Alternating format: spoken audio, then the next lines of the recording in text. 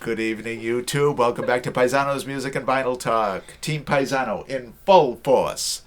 So happy to be here to talk I'm about... so pumped up. I can't even hide my excitement. To talk tonight, about guys. her favorite band, Grim Reaper. Yep. That's all she talks about all day, all night. Grim Reaper, Grim Reaper, Grim Reaper. I'm so tired of hearing about the grim ones. I think that's you. I think that's actually you that is obsessed. I learned quite a bit about Grim Reaper this week, since we're on the subject. And this is their first studio album called See You in Hell.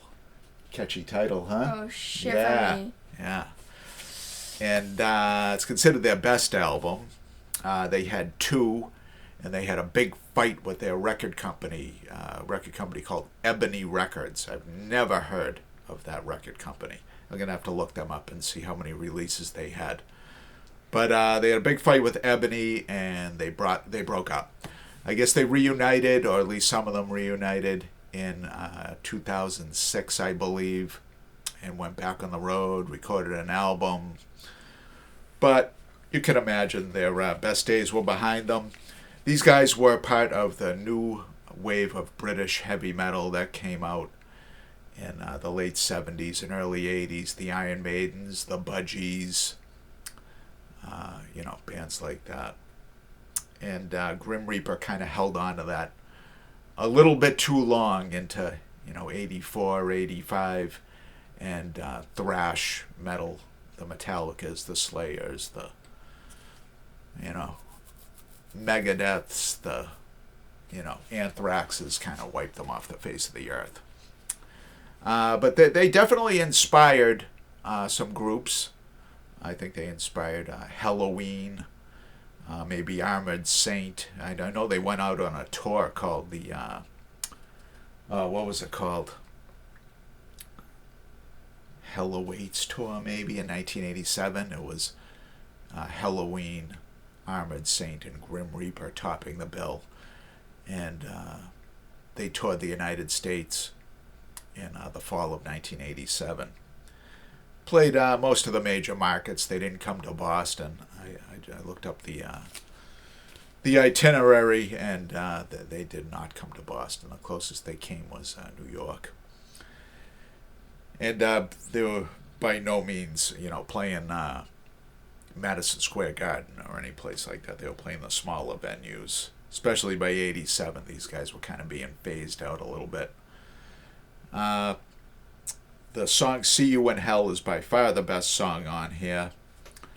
It's a good album, kind of. To me, it kind of all sounds the same, except for The Show Must Go On, which is the obligatory power ballad, and it really sticks out like a sore thumb with all these other rock songs, and But the singer Steve Grimmett, good vocalist, and the rest of the band is adequate. Nick Bocott on guitar, Dave Wanklin on bass, and Lee Harris on drums. Produced and engineered by Daryl Johnston. All tracks recorded and mixed at Ebony Studios. All titles by Bocott and Grimmett. All right. This, like I said, came out on Ebony, but by this album was a co-release. RCA had taken over some of the distribution, obviously, by the time this came out. I bought this off of my ex-brother-in-law, mainly because of the cover. That was a pretty cool cover. It kind of reminded me of Molly Hatchet covers, where Molly Hatchet was real, violent and violent Viking scenes. This has kind of got a medieval doomy look to it. Thought it was pretty cool. And a couple people at work that know music pretty good knew who these guys were. They pretty much just knew the song See You in Hell.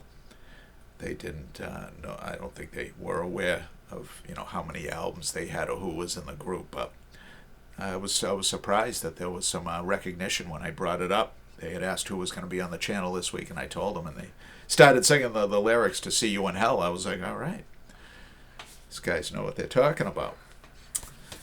Let's take a look at the vinyl. Played very well. I would imagine it hadn't been played very much. It's the classic RCA label with the ebony, their logo was a pentagram, which is kind of a little on the demonic side. You know? I don't know why they would have a pentagram as their logo. I'm going to have to find out a little bit more about Ebony Records. Very interesting. Let's talk about subscriptions. Yes, Genevieve's my favorite. If you're new to the channel, welcome. We talk about rock and roll queens. All day, all night. That's what you're going to get in the rock and roll dungeon, right? Yes. Talk about rock.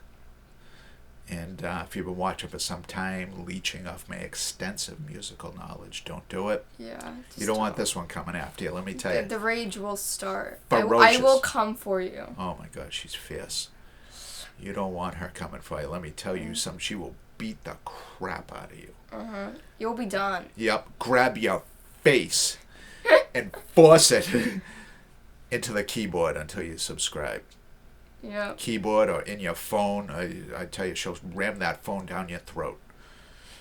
No stranger to extreme violence. Violence is always the answer. Violence is the answer. Yep. You can't argue with violence. Very persuasive it can be. Right, as we all know. Let's talk about the next album draw. We have the Pittsburgh Pirates had on Monday night. Genevieve will stick her hand in and draw another album. Not yet. It's not Monday. We don't draw her in the dungeon. Yep, she's chomping at the bit to draw another album. And next Saturday, which will be what? Is it the 17th of May? I will give you my honest and heartfelt thoughts on the album that we draw. Until Monday night, YouTube. Thank you and good night. Good night, Queens.